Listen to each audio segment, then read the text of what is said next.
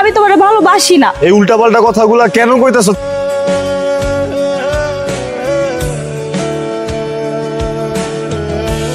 একটা মানুষের ভালোবাসা বুঝলো না, প্রেম বুঝলো না, নেকাও বানা দিল। ঢাকা যেতেছি পড়ালেখা করতে, সবাই রেখে চলে যেতেছি। আমার কি মন খারাপ লাগতেছে না বলো? তোমারও তো বললাম গতকে রাতে একসাথে অনার্সটা শেষ করি। তোমার বাড়িতে সমস্যা, এখন আসতে পারবা না। ঠিক আছে যাও।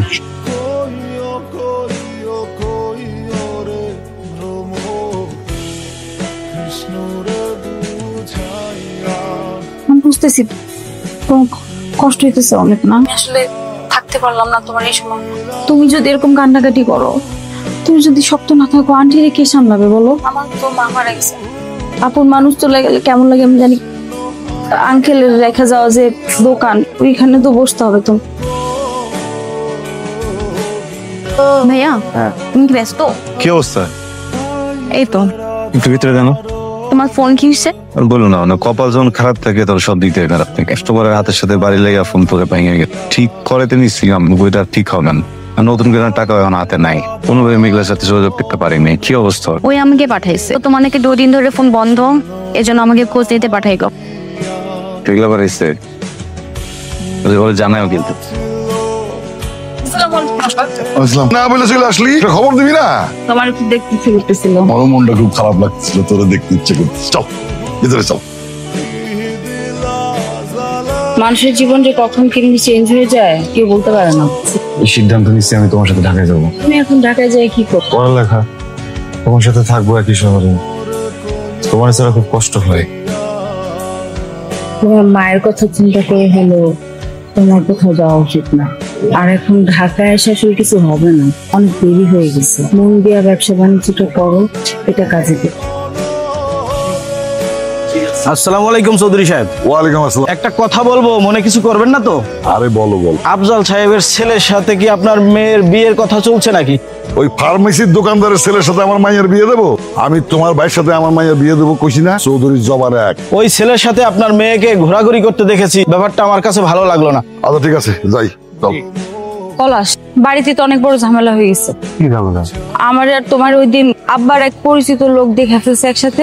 তারপর আব্বার এসব বলে দিছে। আব্বা তো জানার পর থেকে আমার সাথে অনেক চিল্লাচিল্লি করছে। এটা জানার পর থেকে চিল্লাইবো, এটা স্বাভাবিক। তুমি অস্থির আছো কেন?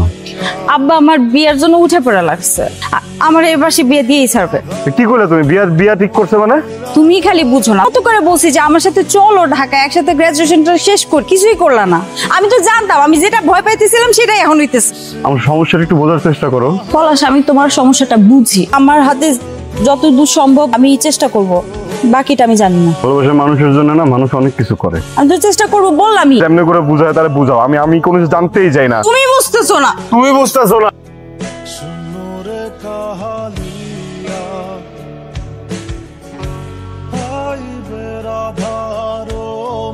আসসালামু আলাইকুম আঙ্কেল। ওয়ালাইকুম আসসালাম।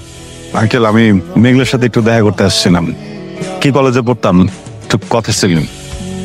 আমি জানি বাবা, আমি তোমার বাবার মৃত্যুতে গেছিলাম, কিন্তু ও তো বাড়িতে নাই। তোমরা এই যুগের পোলাপান, তোমাদের ভাবতে বোঝা মুশকিল, কখন কোথায় যায় কিচ্ছু বলে না। সকাল থেকে নাম্বারটা বন্ধ পাইতেছে। জামালার তো কিছু নাই, আবার ফোন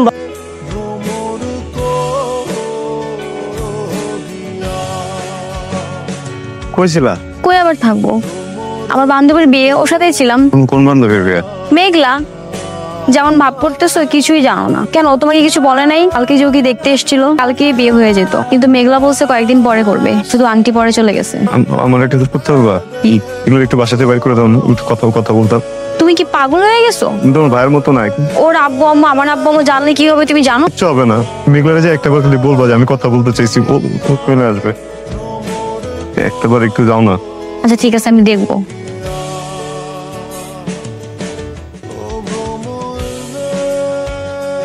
তুমি তো চাইলে বিয়েটা ভাঙতে পারতা, ভাঙলা না কেন?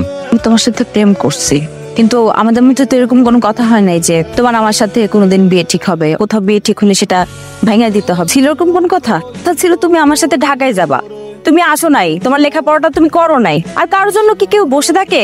অনেক তো হয়েছে, আর তো পারতেছি না আমি। বাড়িতে আইসা এই কথাগুলো বলো নাই কেন? সব সময় সবকিছু মুখে বলে দিতে হবে? এমন কেন তুমি? এতদিন প্রেম করছো বুঝো নাই কেমন আমি? আমার আব্বা যদি চিন্তিত হয় আমাকে নিয়ে, সেটা তার দোষ দেই না, আমি তো তোমার জন্য অপেক্ষা করছি। আর আমার আব্বা যে কি পরিমাণ ঠান্ডা মাথার মানুষ, সে মাইন্ড গেম খেলে সম্পর্কে তোমার কোনো আইডিয়া নাই। তো শেষ কথাটা কর। শেষ কথা হলো, আমি তোমার ভালোবাসি না, তোমার সাথে আমি আর কোনোদিন কোনো যোগাযোগ রাখবো না। হয়েছে কি চায়?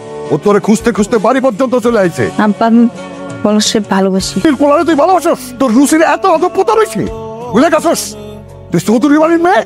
আমি যেই পোলার লগে তোর বিয়ে ঠিক করবো, সেই পোলারেই তুই বিয়ে করবি। এই কথা যদি নষ্ট হয়, আমি পলাশে আংটিং গুলি করে মেরে ফেলাম। আব্বা এগুলো কি চিন্তা করতেছ?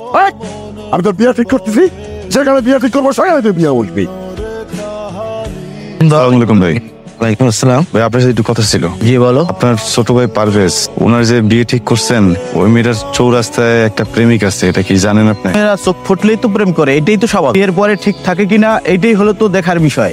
ওই ছেলেটা আমি মেঘলারে ভালোবাসি। আয় সুমন, দেখ তো কি কয়। ভাই দেখো, এখানে দুইটা ফ্যামিলির ব্যাপার, মান ইজ্জত সম্মান জড়িত আছে। তুমি শুধু শুধু ঢুকতেছো। যখন বিয়ে ঠিক হয় তখন তোমার মতো এরকম হাজারো ছেলের আমগামি হয়। আমি ওরে ছাড়া থাকতে পারবো না। তোর বাবাকে আমি অনেক সম্মান করি, মনের কারণে তোর ছিলাম না। যা। তোমার কি কোনো লজ্জা নাই? এত স্পষ্ট করে সহজ ভাবে বলে দিলাম যে আমি তোমার পছন্দ করি না। কেন আসছো? ডাকছি কারণ ভালোবাসি। লজ্জা করে না, কারণ ভালোবাসি। আরো 100 বারও যদি না করো, তারপরে বেহার মতো বারবার সামনে আসবো, কারণ ভালোবাসি। আমিও ভালোবাসতাম, কিন্তু তুমি সেটা মেনটেন করতে পারো না। আমার বাবাটা তো মারা গেছে, আমারে দেখতে হইছে, ব্যবসা দেখতে হইছে। এমন তো না যে আমি কোথাও বসে বসে হাওয়া খাইতেছিলাম, সময় পার করে ফেলাইছি। আমি তো তোমার এইটাই বোঝানোর চেষ্টা করতেছি, আর একাই সবকিছু কেন করতে হবে? আম্মা একা তো, নাইলে আমি ঢাকায় চলে যেতাম। তুমি তো একা এক জীবনে সবকিছু পাবা না। তুমি মায়ের যত্ন নিতে চাও, মায়ের সাথে থাকতে চাও, আবার আমারও পাইতে চাও, তবে একসাথে তো পাবা না তুমি। আমার শেষ কথা হইছে, আমি তোমার ভালোবাসি না। উল্টাপাল্টা কথাগুলা কেন কইতাছো তুমি আমারে? বোঝাও, আমি তো জোর করে আসছিলাম না। কেন বলতেছো বারবার ভালোবাসো না? বিয়ে করতে মন চাইলে তুমি বিয়ে করো, যাও। ভালোবাসাটা তো সহজ না। তো মানুষ দেখছি, যত সিনেমা দেখছি, যত বই দেখছি, সব জায়গায় দেখছি ভালোবাসার ভিতরে সমস্যা হয়, ফাটল ধরে। কিন্তু ভালোবাসার মানুষ তো একজন একজনের ছাড়ে না। আমি উদ্ধার করার চেষ্টা করছিলাম, আমার পক্ষে সম্ভব হয় নাই। আমি আর পারবো না।